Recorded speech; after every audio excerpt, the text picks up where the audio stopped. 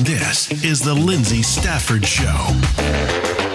All right, welcome back to the Lyndsay Stafford Show. I think we're going to have some laughs today. I'm super excited. I have my friend Megan Jernigan back with me. She came on episode 51, and she's already back. That's how good that episode was. She was definitely a favorite, a listener favorite, and a personal favorite, and we're so excited to have her back. I'm not going to give her we're not going to really talk about what she's doing. She's a top performing real estate agent, and she's going to get into that a little bit, but we're really going to talk about some fun things today. We're going to talk a little bit about some habits, some traits, some books, and we're going to go deep dive into goals that were set for 2025. What did we learn in 24 that we took to 2025 to have the best year yet from a business perspective? And then also, what are we looking at for 2026? So the time this episode airs, it's November of 2025. So right in time to think about goal setting and prioritization for the new year. So I'm excited. Megan is a personal friend of mine, and we've worked together for a while. And she's one of those that I would say is a collection she's in this collection of really high performing women that I just want to be around. And so I'm excited. That's maybe why I got her to come back so fast. We're just hanging out. Yeah, exactly. Just getting recorded to hang out. Exactly. That's our favorite thing. That's what we're doing, right, Jim? Just Jim's got some allergies going. Say something else. What would you like me to say? I can't. It's his gift. Off we go. More pollen. That's More right. pollen drops. I used to for read to my Jim. kids then's voice. Oh my gosh. Yeah. So they're not Bedtime afraid of stories. anything. Yeah. Biscuit said bark, bark. So Megan, give a quick intro for those who missed the first episode of who you are and what you do. Yeah. So I am 38, own a real estate company, have 2 small children. My real estate company has 7 full-time people, 2 part-time. And we sell a lot in Williamson and Davidson. And I think what's different is I think a lot of realtors are just thought of as realtors. And I really think of like myself as a business owner. Yeah. And how are we running a company as well as like selling homes, and how does that impact? And I just love the thought of business. What I love, I mean, so many things, but what I want to highlight is you're totally correct. If you think about most real estate agents, they employ themselves. They are self-employed, really is what it is. It's not a business owner, they're self-employed. What you've done is you've created a business from it. You employ lots of people. Lots of people have food on their table because of your company, and you run it like it's a business. So that is one of the things that's really unique about the way that you work. And I think that's a sticking point for a lot of people. They can't get past, how do I scale past me? I mean, you overheard a conversation I was just having with somebody else prior to this, where it was like, here's the steps that you have to take if you want to grow your business, right? And so you've done all of that work and created this incredible business.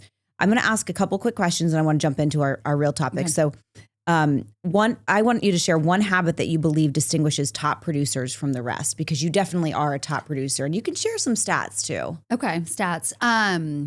Yeah, we've been so blessed this year. The market has been wild. I think for everybody, car sales are down, house sales are down, just the economy, everyone's just kind of paycheck to paycheck, the furlough right now.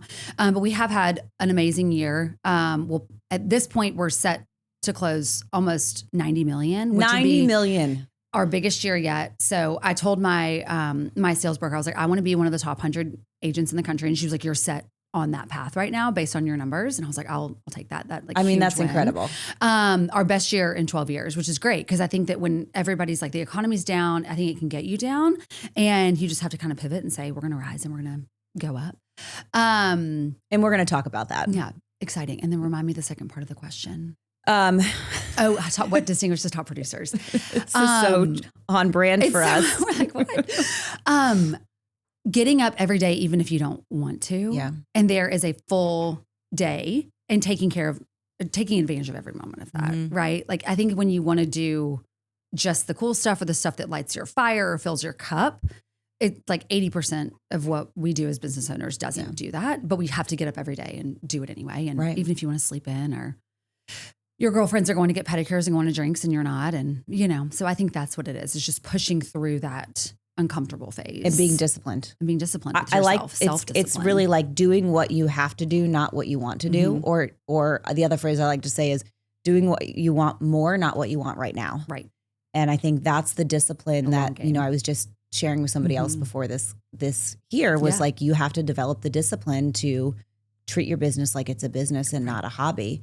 And I think for that, you have to have your sights set on something bigger. And when you're already a top performer, it's how far do you raise the bar every year for yourself? Yeah. And, for a lot of people, 90 million in sales would be like, that's so much work. I don't even want to try to get there. Right.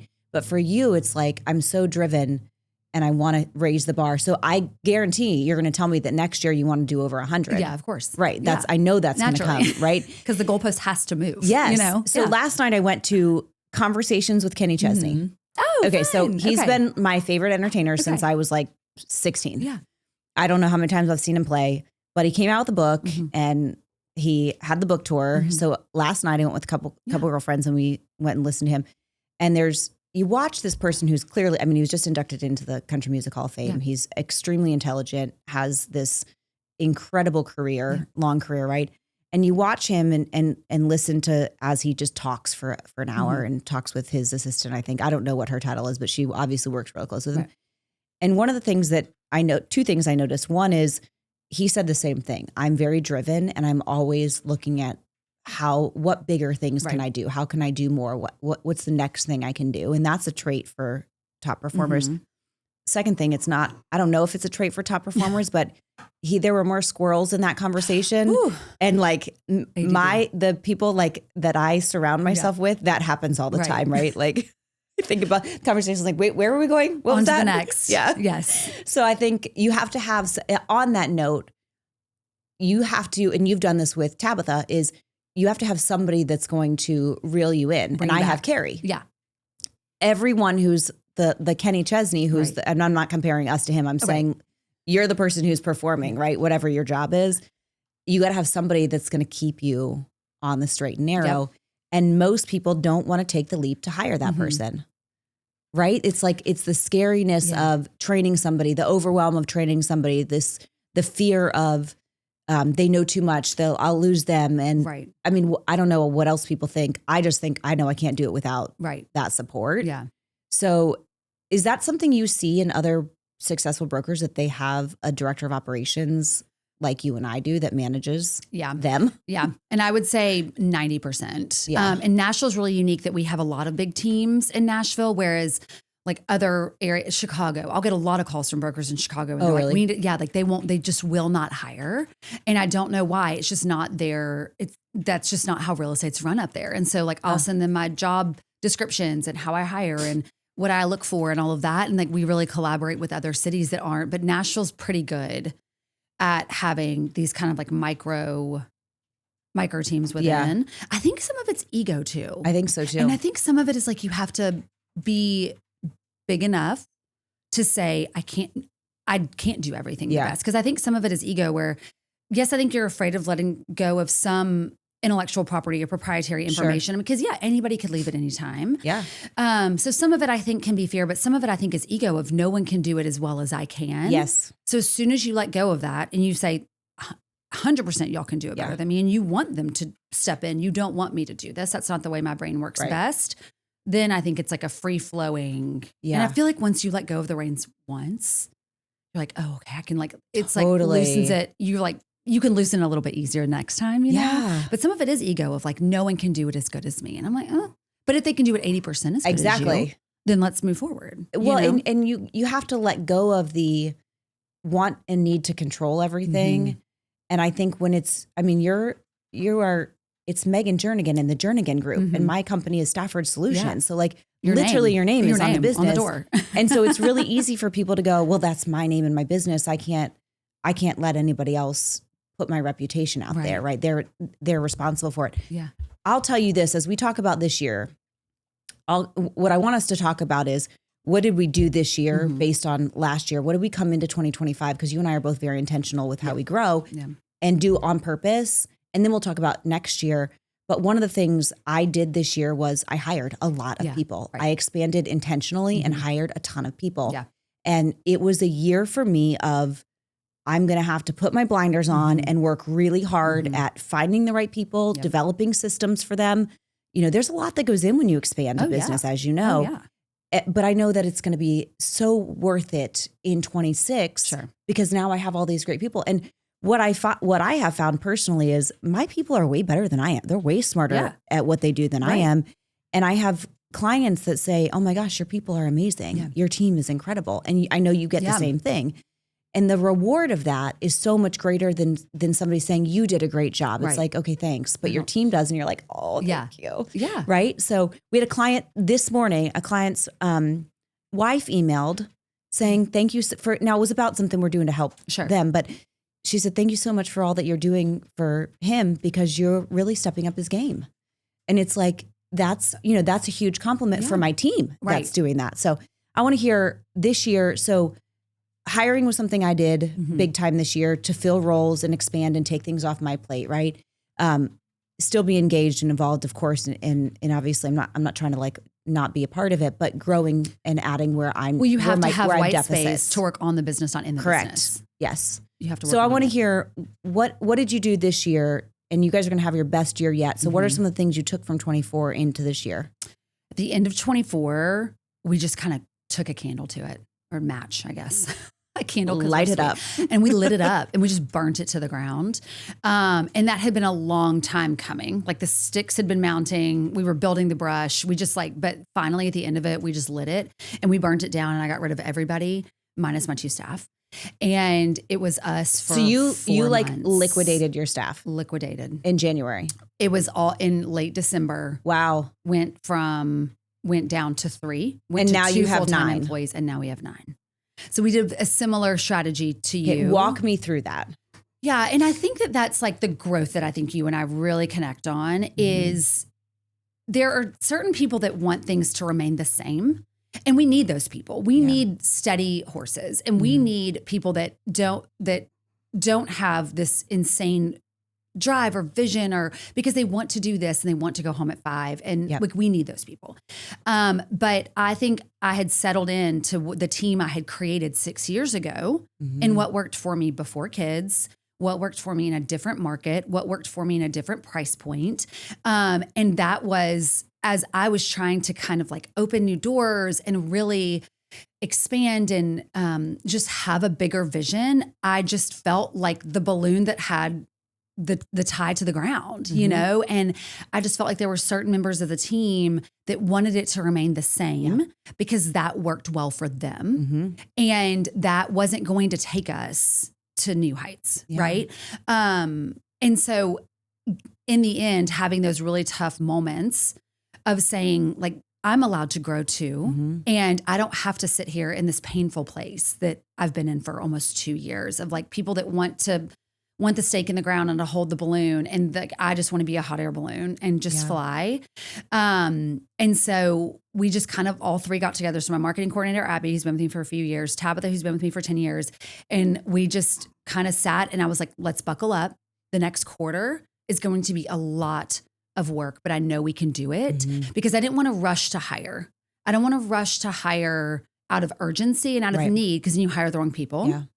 And so I buckled up. I told my husband, I was like, I'm going to work every day. And I worked every day until mid-May. I worked every day of the week. And that was exhausting. Wow. Because I didn't want to snap hire. And then when I hired, I had to train. So we didn't even start hiring until March, April. Wow. And then May, everybody was kind of on board.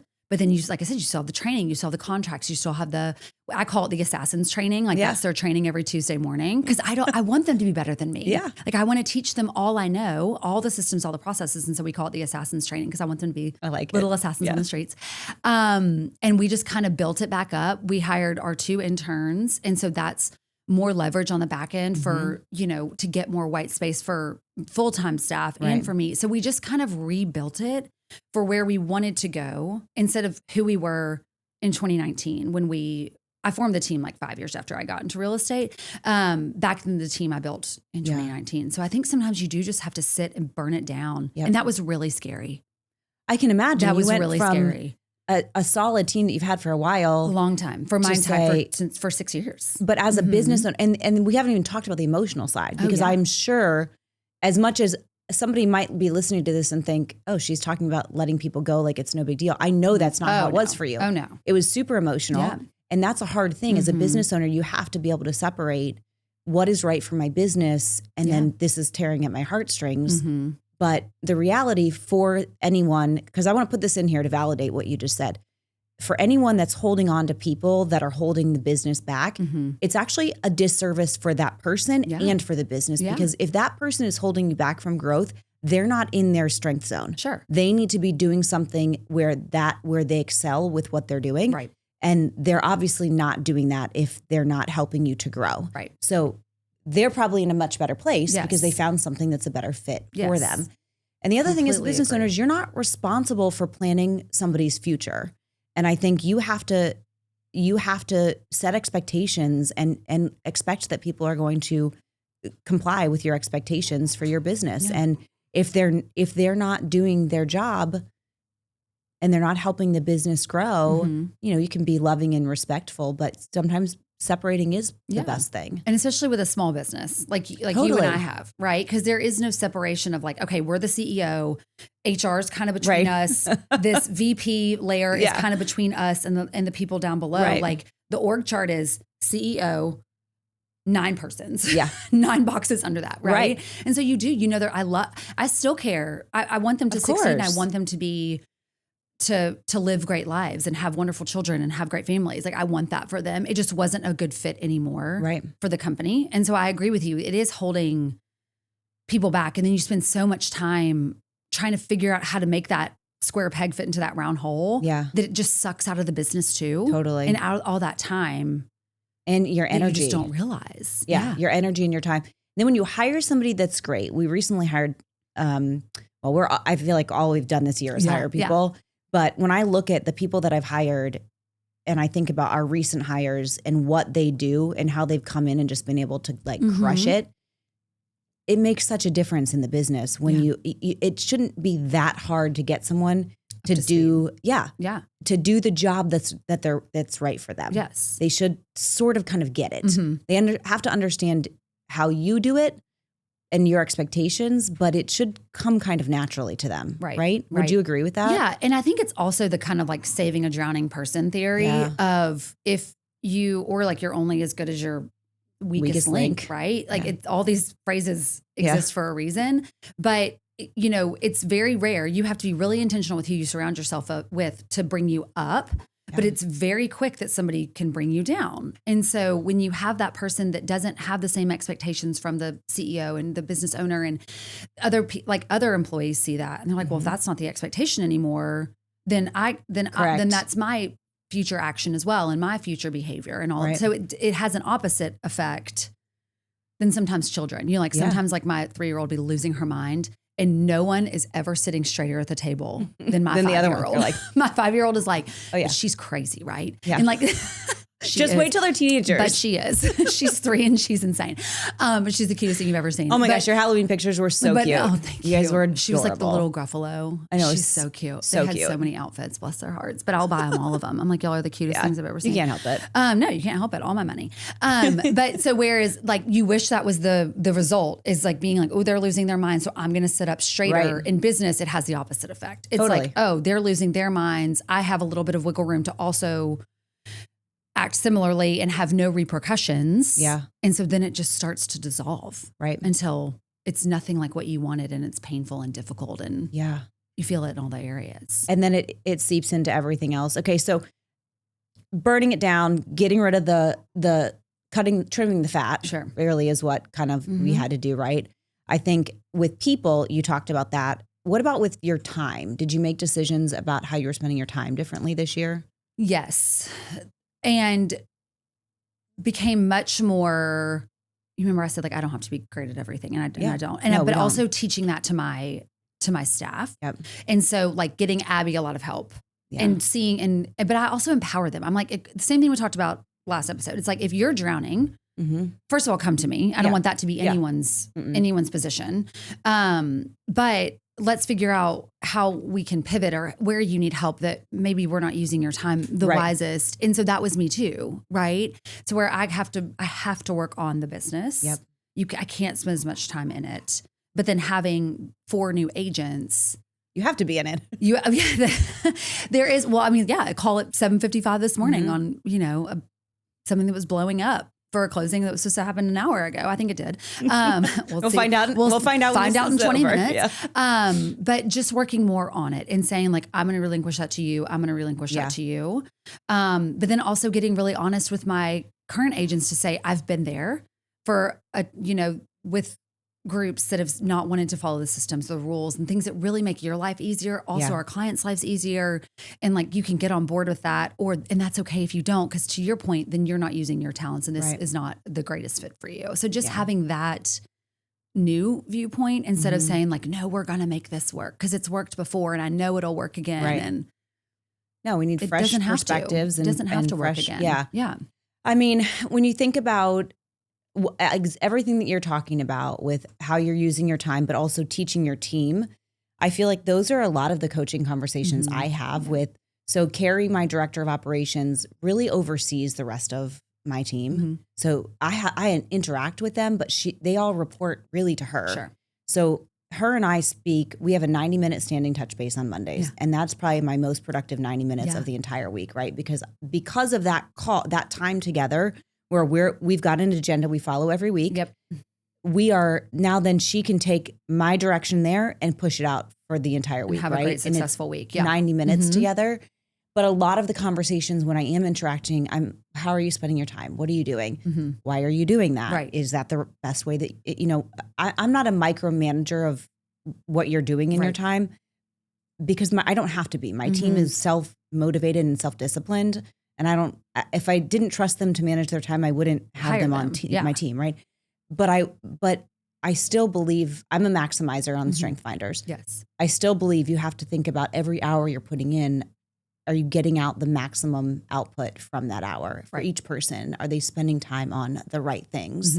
Or are there things that, even so much as like, my director of client operations who manages client operations, how often are you driving into Nashville to see these clients? And like, do you need to be there in person that often? I don't know. Let's talk through the purpose of that, right? So it's helping the team think through how they're spending their time. And I think you are doing that with your team too. Right. So it's so important. And then it's like, well, who's doing that with us? Yeah. How are we? Does Tabitha do that for you? Our third personalities. Yeah. So true. She and I have our meeting on Fridays. Okay. For an hour. Yeah. And that is where we kind of get in the weeds of where is she overwhelmed? Where am I overwhelmed? Yeah. Like what is taking a lot of my time that I don't think is really fruitful? And let's talk through that. Yeah. So like we talked last Friday, like we're going to hire another person in the new year. Yeah. Another full-time employee. And so that's, it's like, okay, one more salary, one more this. That's Buckle fine. up. Everyone's fine. It's fine. We're going to do 100 million this year. Everyone's fine. But it's like, let's take tasks from all three of us. Yeah. Like all three full-time employees. Well, me and then the two FTEs. And let's like create a whole new person, because like me, one of my very good friends, and she's in my book club, her husband is very ill. And so, but taking meals, them having a meal together every night takes that off their plate. And they get to sit down and have like intentional family time. And so I ordered like 8 breakfasts and 8 dinners from Brentwood Market and took it over to her and just dropped it on their like porch and in their cooler and stuff. And I was like, that took probably 3 hours. Yeah. Right. I hire someone to do that. I could have the new person do that. And then I could get those 3 hours back and I could achieve the same goal. Okay. So I'm going to pause you because put my hands on that. you are it's the whole concept of who, not how. Have you read that book? Okay. Yes, we love that. I'm obsessed with that whole concept. Pretty much everything I do, I'm like, do I have to be the one to do this? Yeah. Even getting hair and makeup done for this, like I could do it. But instead I have an hour to work while she does it. Right. And that's worth it for me because the rest of my day is completely full and I won't have an hour to work on things. Right. So that whole concept of who, not how, and leveraging people for everything. I mean, I don't know the last time I've done an Amazon return on my own. Right. I have somebody that does that. Right. Bless her heart. I love her. She's amazing. We need her. She takes care of all those things for me. Post office, errands, all those things. And I think that's one of the scaling pieces that hold people back when they go, well, why would I pay someone to do something I can do? Why wouldn't you pay someone to do something that you can do so that you can do something and earn more or do something you enjoy more? Yeah. Like if there's no impact of it being like there are some clients that face to face, Definitely. I need to be the one to do that. Yeah. Right. And like, I need that FaceTime. But I would say 98%, it's about the thought and the action and not my face. And I knew specifically this situation, I was not going to see anybody because I didn't want to. Because I remember being postpartum or like not feeling great. And I'm like, if you just want to drop it at the door. I really don't want to go say hi and like no, smile. And, I just don't want to, and so I didn't want to put that on them to like come out and say hi or say thank you. Like, so it was literally a drop and go. And I was like, that was 3 hours. Like, why did I have to be the one to do that? I didn't. And so I'm very quick to give that away, but you like to offer the same level of service. Okay, so let's play a game. Level of all that. I want to ask about certain things. Yeah. That do you do this or do you have somebody to do it? So like errands like that. Where's so, my card? Yeah. We're missing cards. Me, someone else. Returns and like errands like that, like picking up dry cleaning, dropping off returns. Do you do that? Mm-mm. Yeah. You have somebody to do that. Yeah. What about cleaning the house? No, haven't since 2016. We don't even own a vacuum. Don't Is even that have horrible? a toilet bowl cleaner. Well, we have a vacuum, but it doesn't work. Don't have a toilet bowl cleaner. Like, I don't know if we do either. Oh, we do have. brush. Yeah, Okay, I for think emergencies. for emergency. Emergency toilet bowl. Somebody else. Okay. Yes. Like landscaping. Somebody else. Yeah. Registering your car. That's online. Takes 4 minutes. So do you? I can do that. Yeah. You do that? Yeah. Okay. Easy. Carrie does that for me. Because at Wilco, it's like put in this, put in that. So and she you does already it. have your card. Yeah. Apple Pay. But that comes so do you manage your email? I do, but Tabitha also has it pulled up full time. So you are in it, but she's also in it. Yep. Yeah. If I get in it, it causes problems. Like I look at it, like I see what's happening, but I get yelled at if I touch my email. Like really, Carrie's like, why did you do that? Like now you're screwing up my system. The whole thing is messed up. And that I think is a big thing. Like you're in it, but you also have somebody managing it. Getting somebody to do your email and sort and organize, and even if they aren't the one replying, but just filtering through it for you.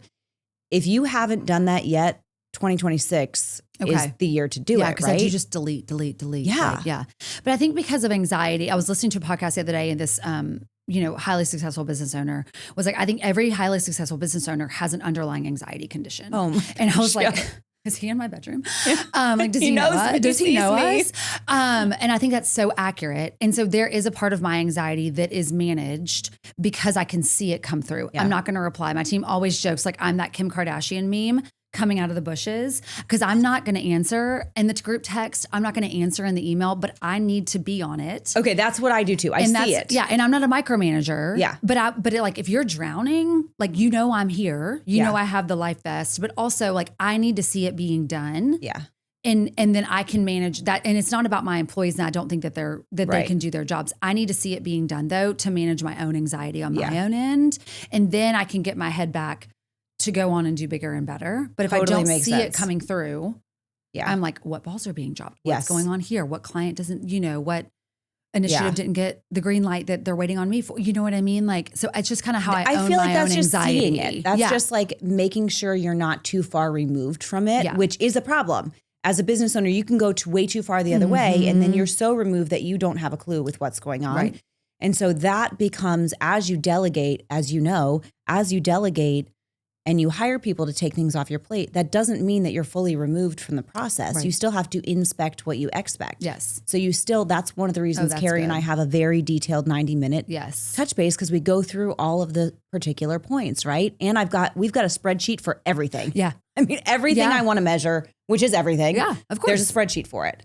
So sometimes I'm like, we need a spreadsheet for this. She's like, we already have one. Tabitha does the same thing. I already have it. Can you put that into a Google Doc? She's like, it's already there. Check your box. I'm like, got it. You know what we should do is get Carrie and Tabitha in here to interview us. Yes. Or that would be so or interview good. about us. Yes. Because they probably could throw us under the bus in so many ways.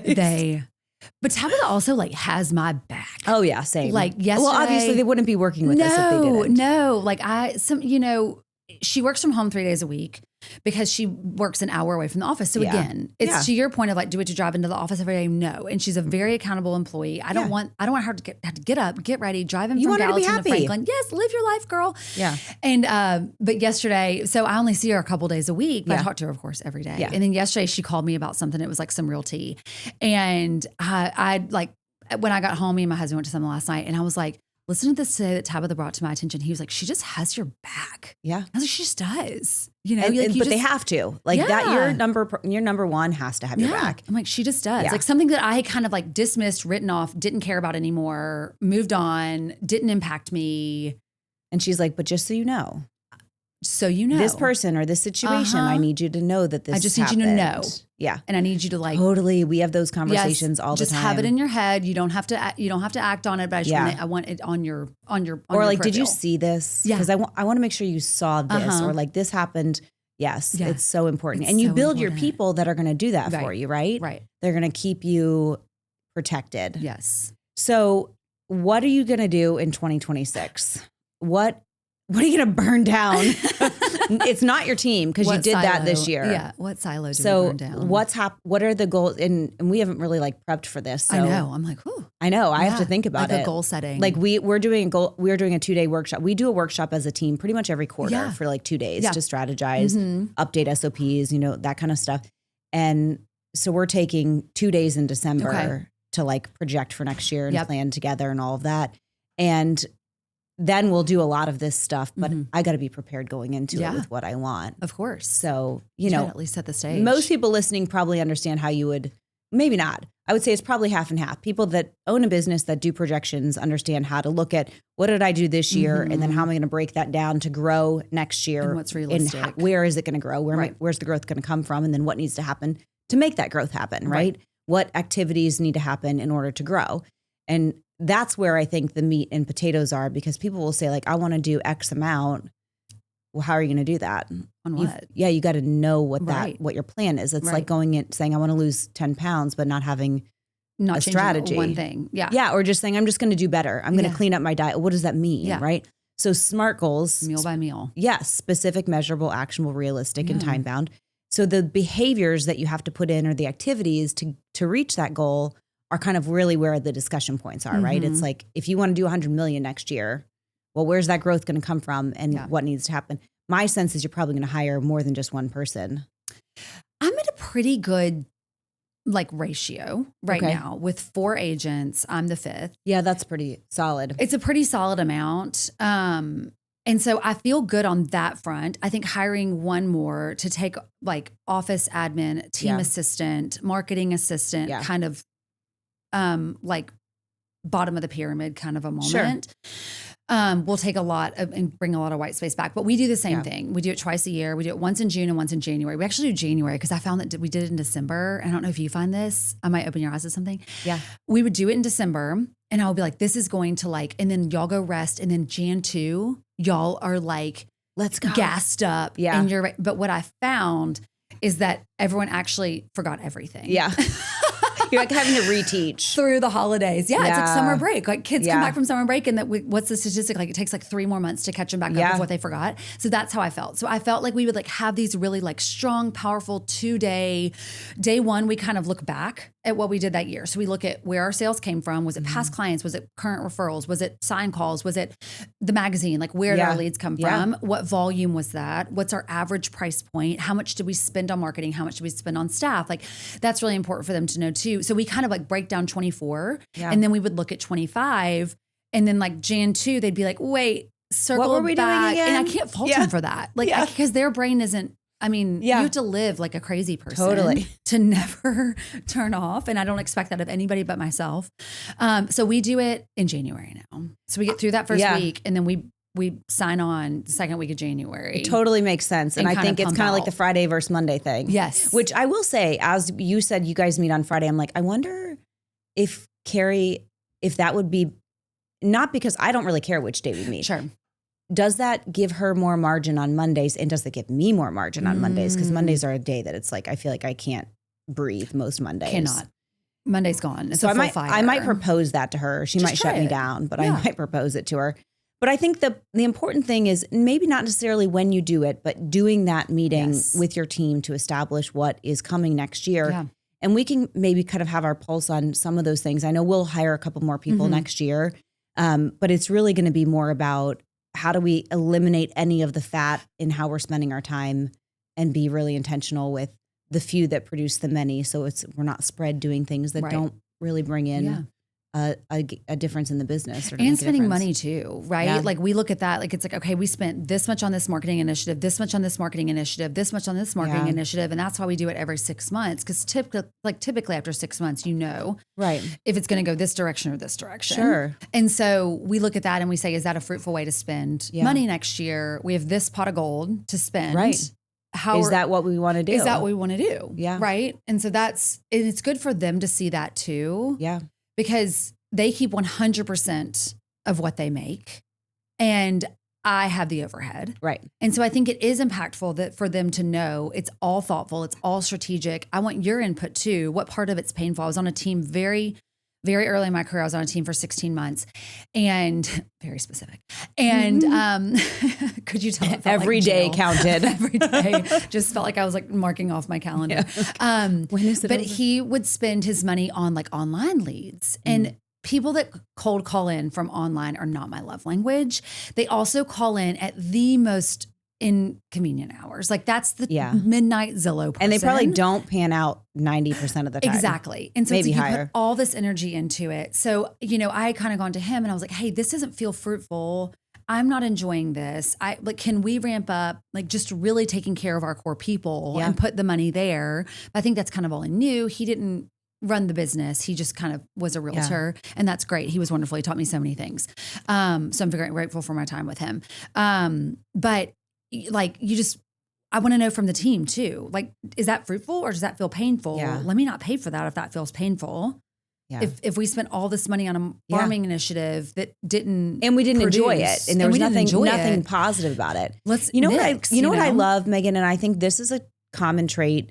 And I'm going to ask you a couple of rapid fire questions before we wrap up after this. But what I love, and I think my team would say that I'm super open to feedback. Like if I'm doing something I ask every time we connect, what blockers do you have and how can I help you? Right. And if I'm the blocker, please tell me, like, is there something that you need me to change that I can help you be more effective in your role or happier in your role? Is there something that's getting in the way?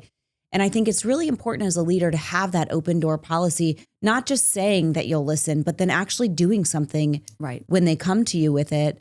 And new employees have a harder time, or new staff members have a harder time the first time. But I think that once you show them, hey, listen, I really mean it. I know I have opportunities, so don't be afraid to tell me them. You've kind of proven to them. And that one thing, as we're talking about characteristics of top performers, that can change your entire business because you have a team that believes and trusts you and feels comfortable giving you tough feedback. And like you were talking about, when you get shut down, I don't know if this guy shut you down or not, but let's say you go forward and say, hey, this really isn't working. Like, I'd like us to stop this. And you just you get completely shut down. Like, nope, we're going to keep doing it my way. You're kind of like, why am I going to bother giving you my feedback anymore? Right. Whereas if you listen, even if you don't do it, if you're like, well, talk to me about that. Let's talk about it. Let me tell you why I think we should do it. Right. Let's break it down and talk about it. Break down the pain. And I think for someone who wants to grow their business, but maybe is seeing a roadblock, it really could be about how open are you. So I have a good book recommendation that I'm going to ask you a couple questions is Boundaries for Leaders by Dr. Henry Cloud. Great book for anyone who's leading a team or leading people. He talks a lot about creating that environment and really open. And so for listeners who are looking for a great book to read, Boundaries for Leaders. Boundaries by him is really good, but Boundaries for Leaders. It's an audiobook. I love that. It's really good. So I want you to tell me one book or podcast you've recently read that changed how you think about business or changed something. Yes. So I, my best girlfriend in the industry, her name is Erin Kruger, and she runs the biggest team in the state. And she wrote a book called Capture the Culture. Oh. And so it's on audio, it's on paperback. And so I listened to that audiobook in one day. It's a quick, but she's like that person I call when I'm in the mud. And it can be a 5-second phone call. If I'm like, tell me if I'm insane. I'm also very open to feedback because sometimes I am insane. I know. Sometimes I am. I need someone to go like, yes, no, you're remove the needles from my eyes.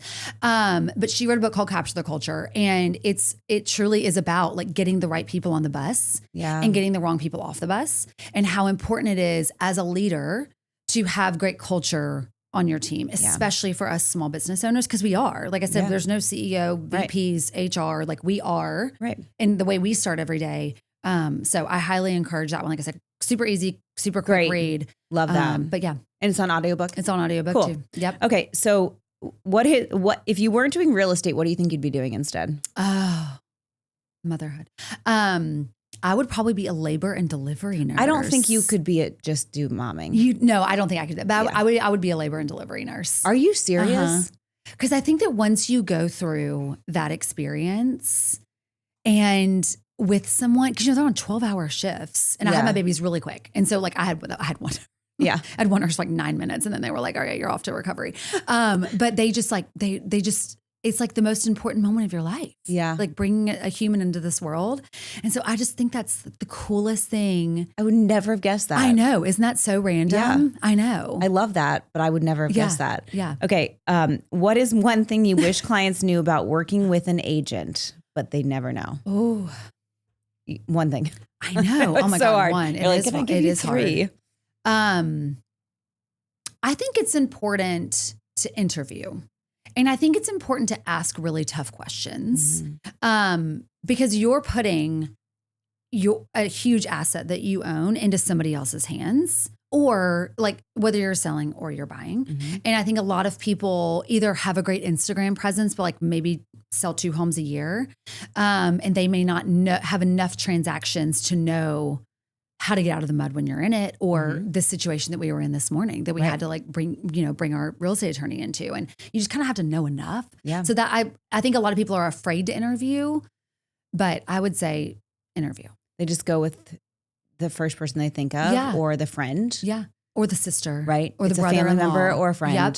And they do commercial real estate in Chattanooga, and they want them to represent them on a farm in Franklin. It's like, we're not even talking the same language. We don't totally have the same soil, like there are so many variables. So I would say interview and don't be afraid to. Yeah. I love that. Okay. This is not on my list of questions, but you'll be fine. Okay. I want to hear, this is a topic we talked about before we started. Where are you shopping for clothes? Oh, yeah. So my husband can turn it off now, right? He gives me a clothing. He doesn't give me. I have a clothing budget because I love to shop. I was going to say, there's no way he gives you a budget. No, I know that's not happening. He suggests, and he's like, here's what we can do if you don't shop as much. Because we were talking about my blazer. I love Veronica Beard. Yeah, she typically was online. There's one in every state, but there's one in Green Hills now too. But it's just like a clean, blazer, loafers. I got to go check it out. You do. Where else do we shop? Quince has really good stuff. I recently my sister got me into, I haven't ordered anything, but I have silverware and sweaters in my cart. Like, where do you go that you buy silverware and sweaters? I know she is versatile, but it's like a lot of good cashmere. Totally. You like their cashmere? Yes. I love that. So I have a ton of their cashmere shawls. Okay. And then I think I was telling you, like under the blazer, you can put like, they don't have sleeves and they don't have a back. And so you don't get this bulky look. But they have a lot of those at Quince, whereas at Veronica Beard, they're maybe $400. At Quince, they're like $120. Oh yeah. I like that price point better. Yeah. But when you show up and you're trying, our big goal this year was raise our price point. Because selling more homes, not more volume, costs us more money on our P&L. And so our goal was to raise our price point. We've raised it almost 25%. Amazing. It's been insane.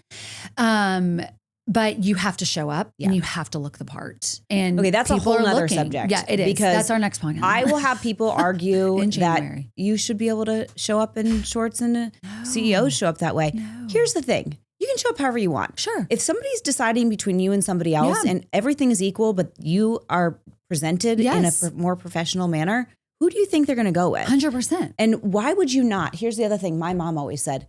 Why would you not give yourself every advantage you could? Everyone. Why would you not? Yes. It's like show up and be your best. Put your best foot forward. I'm sure you're probably like this too. Even when I'm like, going to the gym or running errands, I'm not dressed in a suit, but I'm always thinking about, we're mindful. Do I look like I'm put together or am I disheveled? Right. because you never know who you're going to see or, what's going to happen. And and that's one of my pet peeves. Same with realtors. That is my pet Not peeve. with realtors, but professionals. Yes. Like you want them to trust you with a $3 million asset. Right.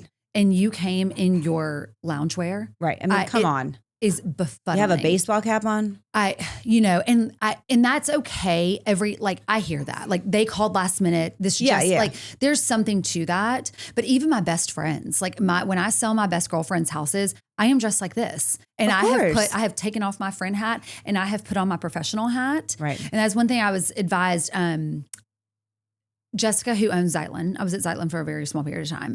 But that is one key takeaway I got from her was you have to get up and get dressed every single morning. Yep. And there's not a moment that I go into the office that I am in loungewear, that I am in my tennis shoes. Like I am dressed because you never know when you're going to get, I'm not an OBGYN. I'm not delivering babies. Not in this lifetime. Not this time. But you never know if there's going to be somebody that wants to go see this house and they have another minute. I had a client that was like, can you go 1 to 3? I cannot today. I will see you tomorrow. But I'm dressed. You don't want that to be the reason you can't. Exactly. And I don't want to have to be like, I don't have the time to run home and get ready. Right. Like I want to be ready every morning.